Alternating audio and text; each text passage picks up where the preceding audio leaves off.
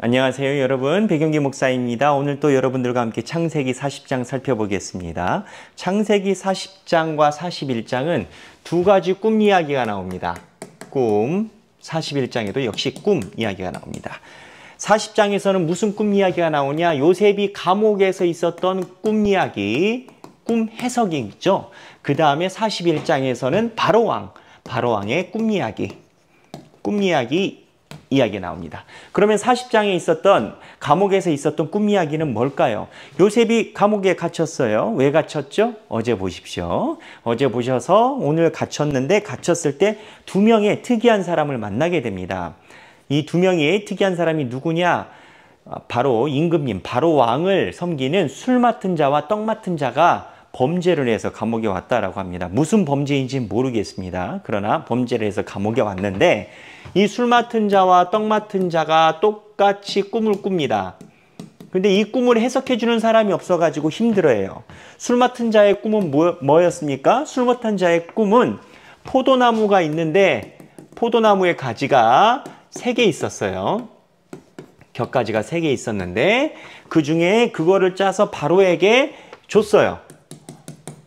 바로에게 술잔으로 준 꿈이고, 떡 맡은 사람도 3이란 숫자는 똑같이 나옵니다. 근데 떡이니까 흰떡이겠죠. 흰떡, 세광주리. 근데 이게 희한해서 날라와서 새가 먹고 이러한 희한한 좋지 않은 꿈처럼 느껴지는 그 떡 광주리 이야기가 나와요. 여기 결과적으로 어떻게 됩니까? 이 술 맡은 자는 바로에게 복권이 되고 떡 맡은 자는 처형을 당합니다. 이 내용을 요셉이 꿈속 감옥에서 이 꿈을 꾼 두 사람에게 알려줍니다. 지금은 이게 참 특이하다 생각하겠지만 그 당시에는 술 맡은 자와 떡 맡은 자, 왕의 음식을 다루는 자들의 직책이 높았다고 생각합니다. 왜냐하면 지금은 과학이 발달해서 독극물이나 이러한 암살의 징조를 과학으로 다 분별해가지고 각 나라 대통령의 음식 반찬에 상에 올라가지만 예전에는 그러지 않지 않습니까? 그래서 예전에 제가 봤었던 영화 중에 하나가 중국인데요.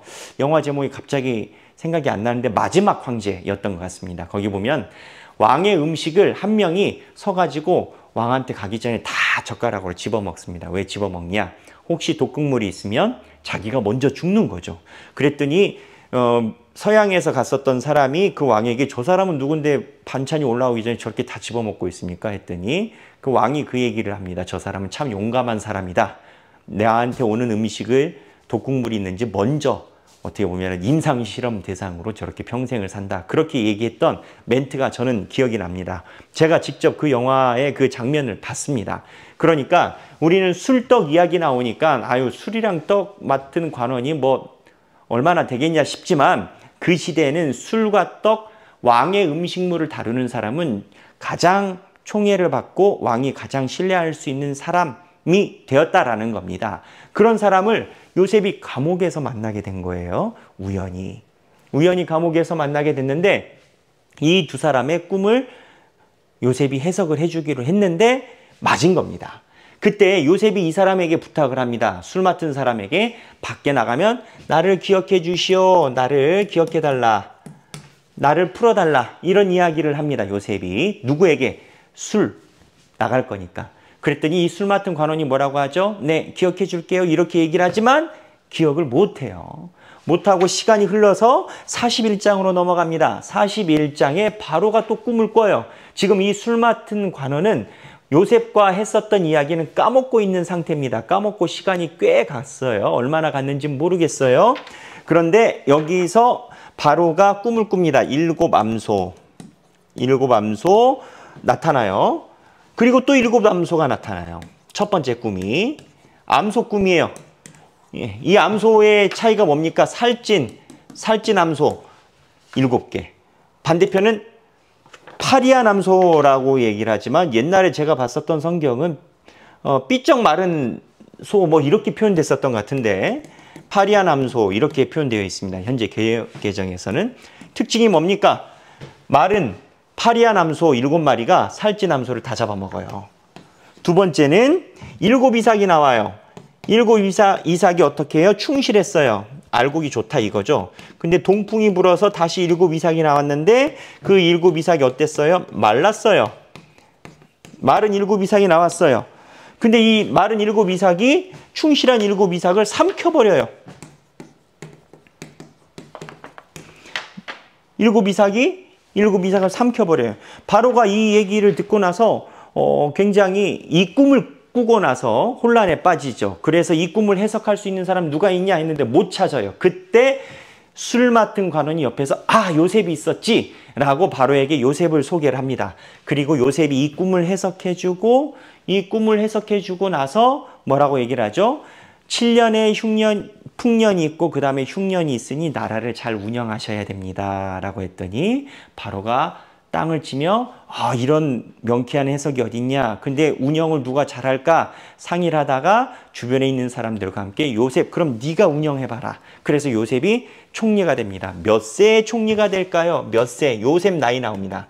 자, 여기서 몇 가지 퀴즈 나갑니다. 여러분 성경 BT를 읽으시면서 퀴즈가 있으면 또 재밌지 않겠습니까? 총리된 나이가 몇 세일까요? 첫 번째, 총리된 나이가 몇 세일까요? 자, 그리고 요셉이 총리가 돼서 장가를 듭니다. 장가를 들기 전에 애굽 왕이 요셉의 이름을 바꿔줍니다. 요셉 애굽 이름. 요셉의 애굽 이름이 무엇일까요? 자, 여러분 목장 카톡방에 정답을 올려보세요. 세 번째, 결혼할 때 결혼 상대자가 누구였습니까? 온의 제사장.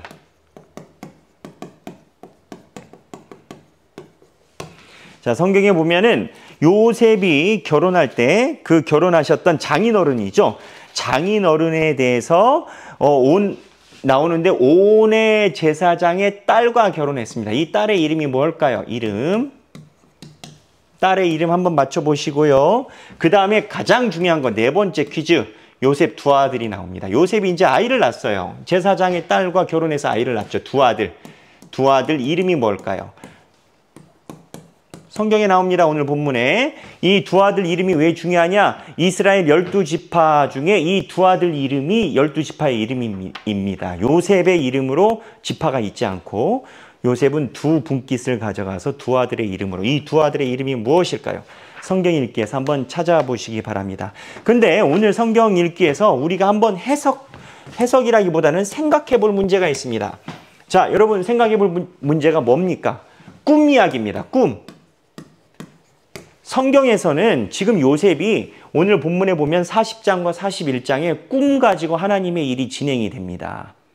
그러다 보니까 사람들이 꿈 해석에 대해서 아주 온건한 긍정적인 생각을 갖게 되어 있습니다. 그런데 성경이 다 꿈을 좋게 이야기하는 것은 아닙니다. 꿈에 보면 여기 보면 신명기 13장 1절에서부터 5절을 한번 찾아보십시오. 여러분들이 찾아보십시오. 신명기 13장 1절에서 5절에 보면 꿈꾸고 사람을 미혹하는 거짓 선지자에 대해서 신랄하게 비판하고 처단을 합니다. 꿈에 관련돼서. 그러면 신명기에서는 꿈에 대해서 이야기하는 사람을 미신이나 잡신으로 보고 엄벌을 이야기를 했는데 요셉이 이야기한 꿈과 이 신명기에서 이야기한 꿈의 차이가 무엇이길래 이렇게 요셉의 꿈과 신명기에 있는 꿈이 차이가 나는 걸까요? 간단합니다. 하나님의 덕을 세우고 하나님의 방향대로 있는 꿈이냐 아니면 미혹하게 하는 꿈이냐 이 차이인 겁니다. 하나님의 꿈을 위해서 덕을 세우는 꿈은 요셉이 하나님께서 주신 꿈이라는 것을 확신을 가지고 있습니다. 그런데 신명기에서 이야기하는 꿈은 하나님과 관계없이 마치 사주팔자 보듯이 무언가 이렇게 점 보듯이 그런 꿈 해석을 이야기를 하는 겁니다. 여러분이 꾸고 있는 꿈 모든 것을 다 요셉의 꿈처럼 해석했다간 큰일 납니다. 그럼 2단, 3단, 4단 됩니다. 우리가 꾸는 꿈도 하나님의 사역과 하나님의 뜻을 위해서 연관된 꿈이 있을 수가 있고요. 그리고 우리가 그냥 궁금해서 사주팔자 보듯이 이런 꿈이 있습니다. 그래서 요셉의 꿈 해석을 이런 식으로 사주팔자에다가 다 가져다가 이야기를 하면 그러면 안 됩니다. 신명기처럼 나타납니다. 그래서 이 부분을 이 말씀에서 잘 해석을 해야 되고, 두 번째, 오늘 이 과정에서 봐야 되는 게 있습니다. 하나님의 때입니다. 술관원이 요셉이 부탁한 것처럼 감옥에서 나가자마자 요셉을 기억을 했다면 아마 요셉을 술관원이 바로 빼냈을 겁니다. 그러면 술관원이 어쨌든 직위가 있으니까 요셉을 바로 빼냈으면 요셉이 이집트 땅에서 이탈했을 가능성이 농후합니다. 무슨 얘기냐? 요셉은 이러나 저러나 죄명이 자기 주인집 사모님을 겁탈하려다가 감옥에 간 사람입니다. 그 주인집 장군님이 누구십니까? 보디발입니다. 그러니까 이 보디발이 누구냐면 바로 왕의 친위대, 시위대, 그러니까 최보디가드에 근접해 있는 장군의 사모님을 건든 요셉입니다. 그리고 노예이고, 만약에 술 맡은 자가 요셉을 바로 기억해서 감옥에서 빼냈다면 바로가 꿈 해석자를 찾았을 때 요셉은 100% 이집트 땅에 없었을 겁니다. 그 족쇄를 가지고, 그 누명을 가지고, 그 낙인을 가지고 어디 가서 요셉이 재취업을 할 수가 있었겠습니까? 절대 취업 못합니다. 돌맞습니다. 어떻게 보면 술 맡은 자가 요셉이 부탁한 것을 잊어버린 것은 하나님이 한 번에 감옥에서 나와서 바로 왕의 그러한 목전에 데려다 놓으려는 하나님의 우회적인 시기 조절이었을 것입니다. 무슨 얘기냐? 요셉 입장에서는 술 맡은 자가 잊어버렸다라고 굉장히 서운해했을지 모르지만 결과적으로 보면 하나님의 치밀한 계획이셨다라는 겁니다. 하나님의 때는 우리 눈에 보이지 않습니다. 요셉의 이야기는 이러한 것을 많이 이야기를 합니다. 요셉의 이야기에서는 하나님의 기적이 나타나지 않습니다. 여러분, 우리에게도 하나님의 때가 있는 걸로 압니다. 그래서 우리 하나님의 때를 기다리는 눈을 봐야 됩니다. 하나 조심해야 될 게, 요셉의 이야기 때면은 굉장히 느린 것이 하나님의 때라고 그렇게 또 단정 지을 수 있습니다. 아닙니다. 여기 보면 바로의 꿈을 해석할 때 요셉이 그렇게 얘기를 합니다. 속히, 그리고 속히 준비하시라. 또 여기에서는 하나님의 때가 속도가 급하게 갑니다. 그리고 요셉의 전체적인 것을 보면 어떠한 측면에서는 하나님이 급하게 진행시키실 때도 있습니다. 요셉이 이집트 사람들에게 팔릴 때도 르우벤이 잠깐 출타 중일 때 속히 신속하게 일어났습니다. 그래서 하나님의 때를 분별한다라는 것은 무조건 뒤에서 기다린다라는 걸 이야기를 하는 것이 아니라 빠르든 느리든 하나님의 계획 안에서 움직임을 살펴보는 것을 의미한다라는 겁니다. 여러분들 중에 일부는 삶이 빠른 분이 계시고 일부는 느린 분이 계실 것입니다. 그러나 그 안에서 하나님의 손길의 때를 살펴보시는 여러분이 되시기를 바랍니다. 감사합니다.